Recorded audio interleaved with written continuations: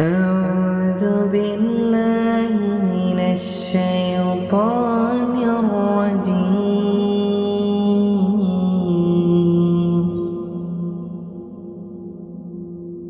بسم الله الرحمن الرحيم.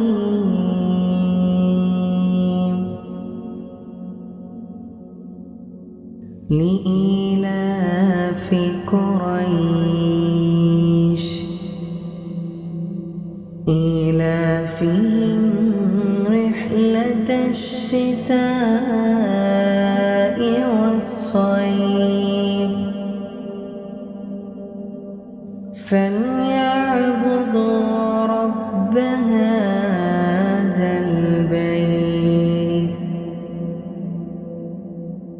الذي أطعمهم من جوع وآمنهم من خوف.